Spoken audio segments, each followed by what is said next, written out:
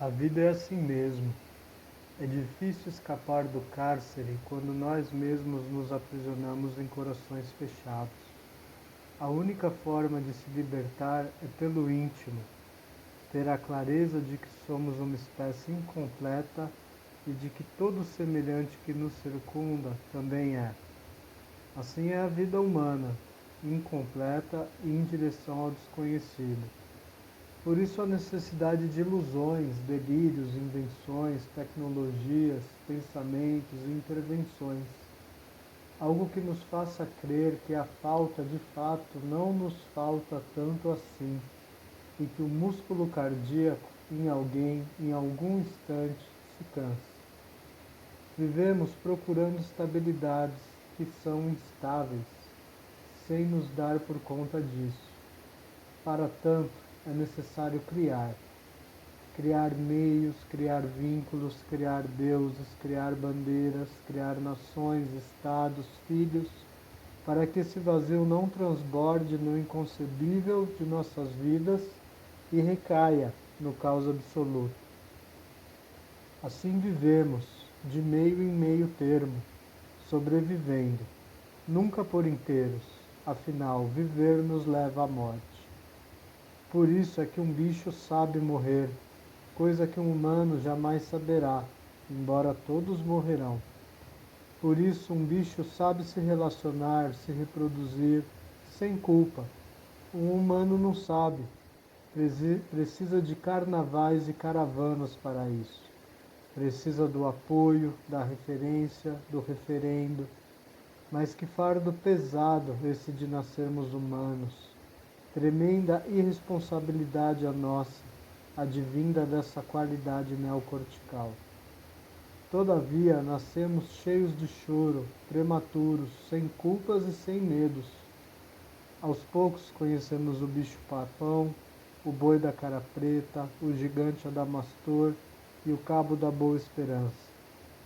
Alimentamos esses fantasmas e monstros, e através destes somos apresentados à culpa e ao medo, os quais nem nos completam, nem nos adiantam de nada. Talvez sirvam para incriminarmos aquelas pessoas ditas corajosas e que na verdade são tolas, e que resolveram abdicar deles para mostrarem-se mais sinceras, e escancaram a face mais cruel da vida, sua fragilidade. Seria essa a função da culpa? Incriminar e ser incriminado? A culpa parece útil também para inventarmos o perdão e automaticamente nos colocarmos num patamar acima do perdoado. Assim, esquecemos de vez o que é a compaixão e mantemos nosso complexo de superioridade intacto e inabalado, mais próximo de Deus, quem sabe. Além do que, depois de perdoados, estamos aptos a novos erros, e assim o ciclo se fecha. Ou melhor, se abre. Se abre e se alterna em perdão e pecado, esperança e medo, estabilidade e mudança. 8 e 80. Estaríamos nós preparados para atravessar a vida nessa eterna corda bamba? Acho que sim. Talvez seja o equilíbrio a maior conquista do ser humano. Perdoar os inimigos e acusar os amigos de traição, injúria, deslealdade e caretice. Viver, no fundo, é aprender a viver, o que é mais simples que tudo, pois na condição de aprendizes poderemos errar à vontade, desde que aprendamos com os erros. Viver talvez seja não se importar com os resultados, pois esses são apenas um ideal, pautado num ponto de partida que há muito já foi abandonado. Embora a vida não caiba no papel, inventamos espaço para que caiba, e isso não tem cabimento, pelo menos aos olhos humanos. Tudo tem que ser previsível e bem calculado, previsto como a tempestade ao final da tarde. Afinal, não se pode perder investimentos. O imposto sobre a renda deve ser declarado. Acreditar nisso é uma farsa. Entretanto, infelizmente, é isso que nos mantém vivos. a falsa noção de que estamos seguros. A realidade por si já é uma perda inexorável. Humanos não se dão bem com a falha, com o lugar vazio na mesa. Humanos não se dão bem com o corte de cabelo recém-refletido no espelho, com as múltiplas possibilidades do corte, com o suor, com o sangue, com a falta de amor e o fato de não serem amados. Por isso, talvez, o consumo toma tanta relevância nesses tempos.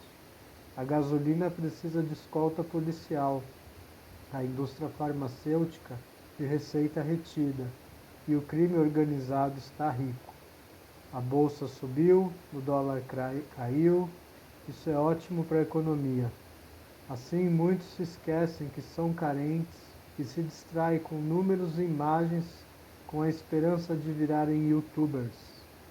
A vida é felicidade eterna, afinal, Ele é meu pastor e nada me faltará. Por isso escrevemos, pintamos e bordamos, mesmo escravos, e a eterna necessidade de se reinventar, buscar novos mares, novos continentes, tocá-los com máquinas mercantes.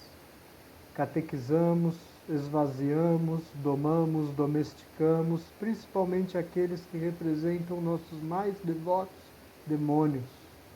Pagamos um preço caro por isso.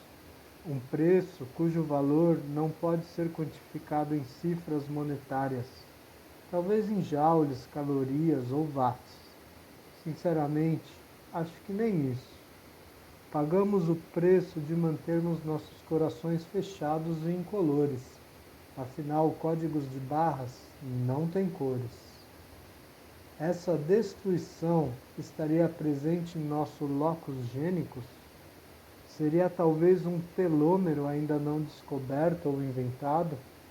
Aquele cromossomo que passamos geração após geração? O egoísmo e o medo covarde da morte? O pensamento de que o inferno são os outros e que a culpa é deles? E a solução é de quem? Não sei, mas também temos receio de soluções brilhantes das vacinas com RNA mensageiro. Parece que preferimos acreditar em mitos. Sinto muito.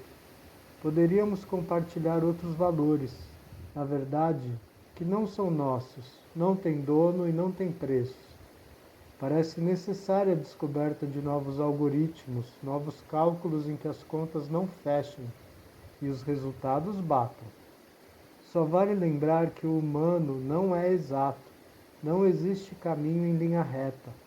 Inventar novas formas de viver e de morrer são possíveis, embora não mensuráveis. Enquanto isso, mais vale ver a reprise das novelas, brigar pela herança da família e constituir patrimônio. Boa sorte!